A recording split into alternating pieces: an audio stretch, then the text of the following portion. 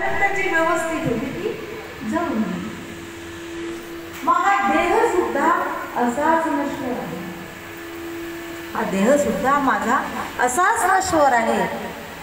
मग या नश्वर देहामध्ये अडकून राहण्यापेक्षा ऋषभदेवांनी काय केलं की आपला देह त्या ठिकाणी योगासनामध्ये संपवून. आता या ऋषभदेवांना 100 पुत्र होते. 100 पुत्र हे वेगवेगळे आपल्या आपल्या व्यवसायाला लागले होते. पण एक पुत्र ऋषभदेवांचा भरत. हा भरत मात्र भगवत भक्त होता. चांगले कार्य करायचा, सगळ्यांची सेवा करायचा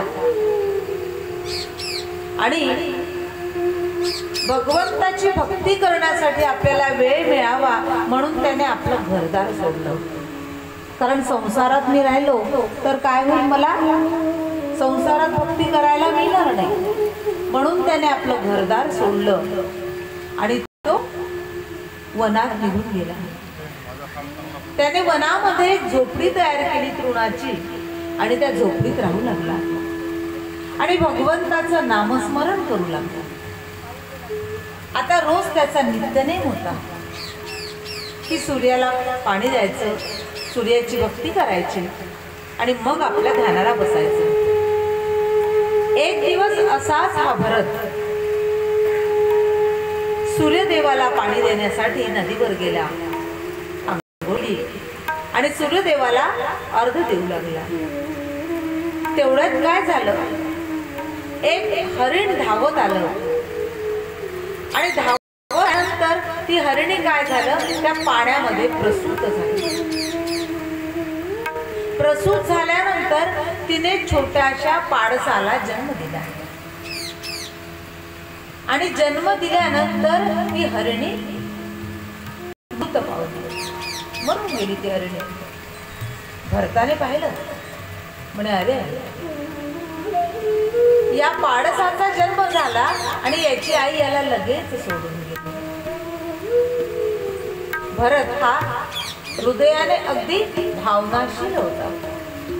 त्याने त्या पाडसाला उचललं आणि याचं पालन पोषण आता मी करणार, कारण याची आई नाही.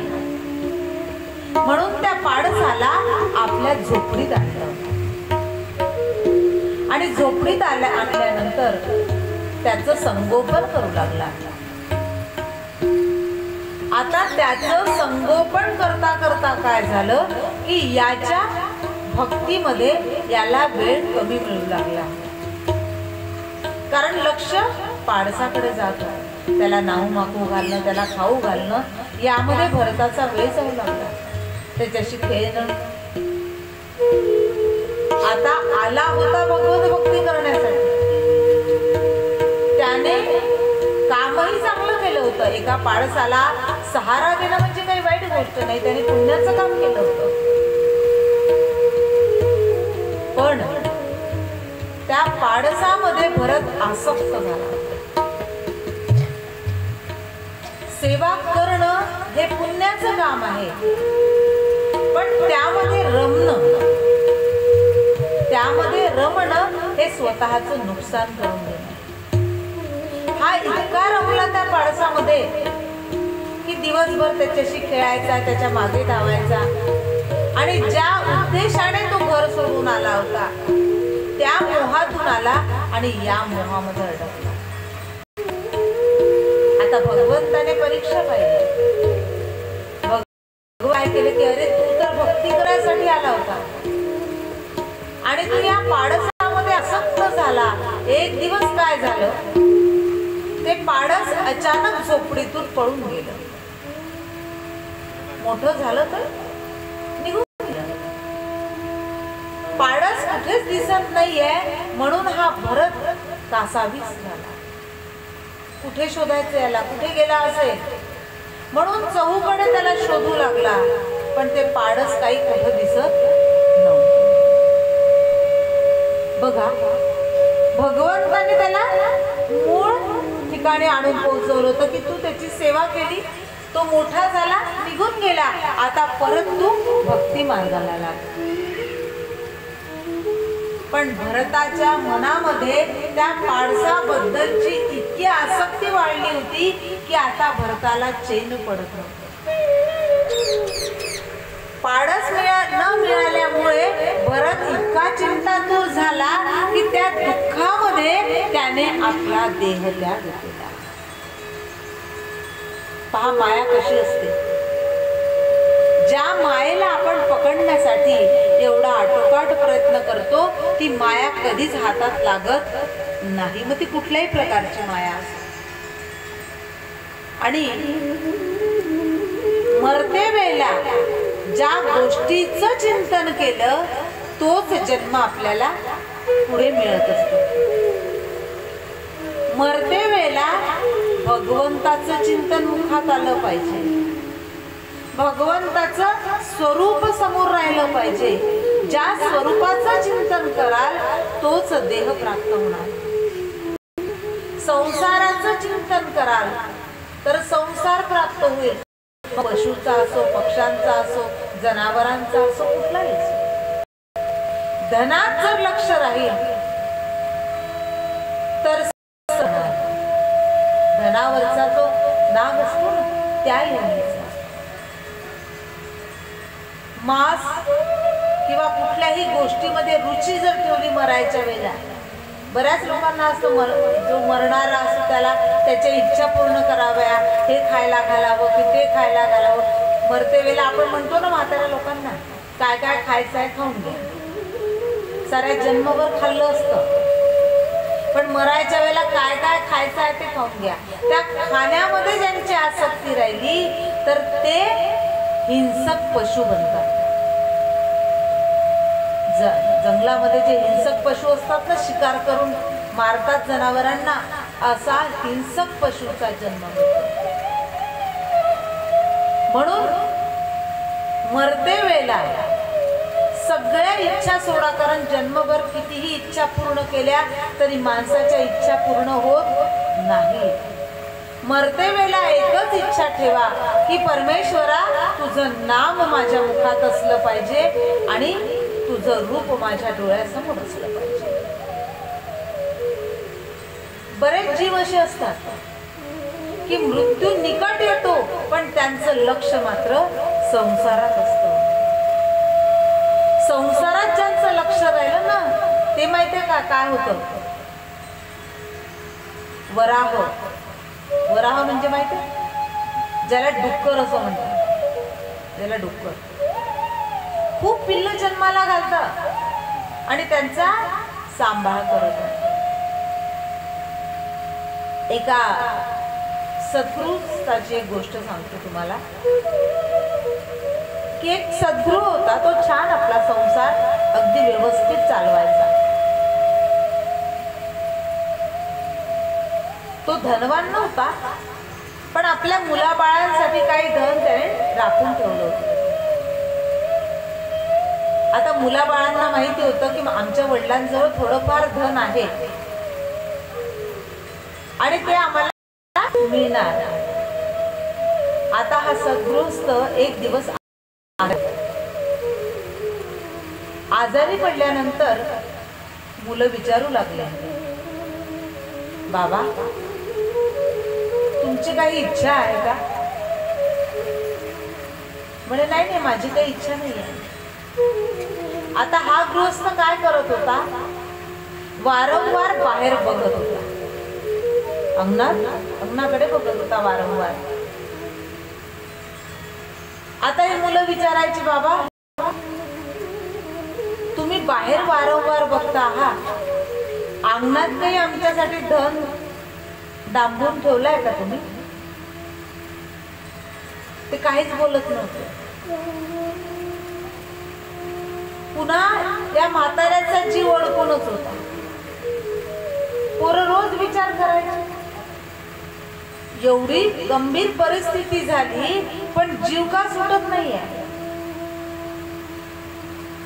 आता त्याला भगवत भक्तीत काहीच रस नव्हता कारण प्रपंचच एवढा मनावर व्यापून होता की भक्तीचं काही त्याला हे नव्हतं. संसारात अगदी काटेकोर लक्ष. काही काही पुरुषांना असते सवयशी की सगळं घरातलं अगदी जातीने पाहतात. तसाच हा गृहस्थ होता. मुलं विचारू लागले, बाबा तुमचा जीव निघत नाहीये आणि तुम्ही वारंवार बाहेर बघता, तेव्हा काही धन ठेवलं असेल तर सांगा तुम्ही आम्हाला, आम्ही आता तुमच्या समोरच अंगण पूर्ण खोदून काढतो आणि हिस्से वाटे करून देतो. तेव्हा त्या गृहस्थाची पत्नी म्हणाली, अहो तुमच्या बाबांजवळ काही धन बी नाही आहे म्हणे. मग हे बाबा वारंवार बाहेर का पाहतात आहे म्हणे. यांचा जीव संसारातून निघत नाहीये. हो, संसारातून जरी निघत नाहीये तरी पण यांचं लक्ष बाहेरच असतं. त्यावेळेला ते गृहस्थ म्हणाले की रोज माझी सुनबाई काय करते, झाडझूड करते आणि फडा बाहेरच ठेवते. फडा बाहेरच ठेवते. आता मी रोज लक्ष ठेवते त्या फड्यावर आणि मी मेल्यानंतर जर तो फडा गायीने खाल्ला किंवा कोणी नेला तर पोरांना आश्चर्य वाटते. बाबा ओ मृत्यू जवळ आला आणि तुमचं मन एका फड्यात गुंतून. ही आपली परिस्थिती आहे बरं, ही आपली परिस्थिती आहे. एका स्त्रीला मृत्यू येत नव्हता, तिच्या जवळ जेव्हा तिचं सगळं सोनं आणि चाबी तिच्या उशाकडे ठेवली तेव्हा तिला मृत्यू आला. मला सांगा, ती सोबत तर नेणार नव्हती, पण मन ज्याच्यावर आसक्त झालं ते गोष्ट पाहिल्याशिवाय केल्याशिवाय मृत्यू येत नाही. आणि या भरताचं असंच झालं. या भरताचं असंच झालं. याचं मन हरणामध्ये होतं आणि मग मृत्यूनंतर याला पुढचा जन्म हरणाचाच मिळाला. आता हरणाचा जन्म मिळाल्यानंतर याला पश्चाताप झाला. याला पश्चाताप झाला. अरे मी मागील जन्मामध्ये मला मानव देह मिळाला होता, पण माझं मन या हरणामध्ये आसक्त झालं आणि त्यामुळे मला हरणाचा जन्म प्राप्त झाला. हे हरिण उदास राहू लागलं. म्हणे या हरणाचा जन्म संपवून मला पुन्हा मानव जन्मामध्ये जायचं आहे आणि परमप्राप्ती करायची. त्या भरताचं आधीच्या जन्माचं प्रारब्ध होतं म्हणून हरिण असून सुद्धा त्याला जाणीव होती. प्राण्यांचं सुद्धा प्रारब्ध आहे बरं. काही काही प्राणी पहा, काही काही कुत्रे बघा आलिशान बंगल्यात राहतात, गाडीत फिरतात आणि काही काही वनवन रोडने फिरतात. हे त्यांचं प्रारब्ध आहे. तसं या हरणाला सुद्धा माहिती होतं की मला मानव देह हवा आहे, म्हणून हा काही खायचा नाही, प्यायचा नाही आणि याने या देहाचा त्याग केला. हरणाचं जे रूप मिळालं होतं त्याचा सुद्धा त्याग केला. आपलं जीवन संपवलं आणि संपवल्यानंतर याला एका ब्राह्मणाच्या घरी जन्म मिळाला. आता ब्राह्मणाच्या घरी जन्म मिळाल्यावर याला आपलं पूर्वसंचित आठवलं. हा ज्ञानी होता. याला ज्ञान आधीच्या भक्तीने प्राप्त झालं होतं, कारण हा भगवंताचा भक्त होता. त्यामुळे याला ज्ञान होतं आणि त्या ज्ञानामुळे हा काय करायचा की कुठल्या गोष्टीत आता हा मन रमवत नव्हता. हा कुठल्याच गोष्टीत मन रमवत नव्हता. कोणी दिलं खायला तर खायचं, नाही दिलं नाही खायचं. कोणी शिळं दिलं तरी खायचं, कोणी ताजं दिलं तरी खायचं. कोणी काम सांगितलं तर त्याचं काम करायचं आणि मस्त उरलेला वेळ प्रभुचिंतनाला द्यायचा. असा हा सगळ्यांचा आवडता झाला होता. कुणीही काम सांगावं, याच्याकडून कुणी काही काम करून घ्यावं, आणि हा एका जागी बसून भगवंताचं चिंतन करायचं म्हणून हा जड आहे असं समजून याचं नाव जड भरत ठेवण्यात आलं. हा जड भरत सदैव आनंदी राहायचा, कारण याच्या मनात आता कुठल्याही प्राप्तीची गरज नव्हती म्हणून हा आनंदी राहायचा. एक दिवस काय झालं, त्या देशाचा राजा, त्याची पालखी निघाली. रहुगुण नावाचा तो राजा, त्याची पालखी निघाली. त्या राजाच्या सैनिकांनी ते पालखी खांद्यावर घेऊन चालत होते. तेवढ्यात एका सैनिकाची तब्येत खराब झाली आणि जड भरतही त्या पालखीत चालत होता. त्याच्यामुळे सैनिकाची तब्येत खराब झाल्यामुळे राजाने सांगितलं, अरे दुसरा कोणीतरी पालखीला पकडा. तेव्हा सगळ्यांना जड भरत आहे, यालाच पालखी पकडायला सांगावं, आणि जड भरतांनी पालखी पकडली. आता हा जड भरत चालताना कसा चालायचा पालखी घेऊन, की माझ्या पायाने कुठल्याही जीवाचं नुकसान व्हायला नको, किड्यांवर माझे पाय पडायला नको, कोणाचं नुकसान व्हायला नको, म्हणून आपला आडवा तिडवा चालायचा. राजा म्हणाला, अरे कोण आहे तू, माझी पालखी पकडली आणि आडवा तिडवा सांगतो, तुला कळत नाही का माझी पालखी हलते. त्यावेळेला जडभरत म्हणाला, राजा ही पालखी जर मागे पुढे चालली तर एवढी तुला काळजी वाटली, आणि या देहरूपी पालखीला आपण कशाही रीतीने वळवतो त्याचं आपल्याला महत्व कळत नाही.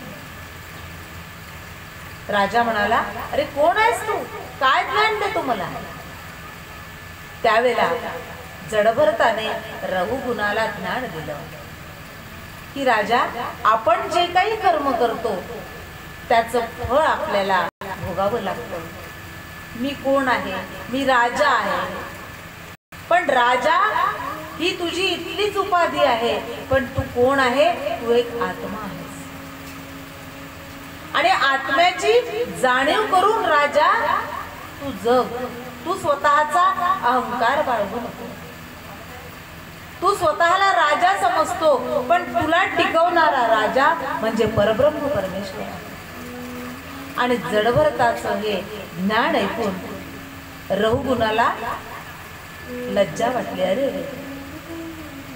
हा पाहायला साधा सुद्धा दिसतो, पण हा तत्वज्ञान सांगतोय मला, हा ज्ञानाच्या गोष्टी सांगतो आहे. रहुगुण जडभरताला शरण गेला, आणि शरण गेल्यानंतर राजा म्हणाला की आजपर्यंत मी राजवैभवाचाच विचार करत आलो, पण तुझ्यासारख्या ज्ञानी संतांचा मला संग लाभला, आणि आजपासून माझं जीवन मी परिवर्तित करणार. आजपासून मी राजा म्हणून जगणार नाही, तर मी त्या परमेश्वराचा दूत आहे, आणि परमेश्वराने दिलेलं कार्य मला योग्य रीतीने करायचं आहे, ही जाण मी ठेवीन. आणि अशा प्रकारे राजाचं जीवन परिवर्तित झालं. म्हणून म्हणतात ना की चंदनाचा संग केल्यानंतर ज्याप्रमाणे बाकी झाडही सुगंधित होतात, त्याच प्रकारे संतांचा संग जर आपल्या जीवनाला लाभला तर आपलं जीवन सुद्धा परिवर्तित होते. ऐकूया संतांचं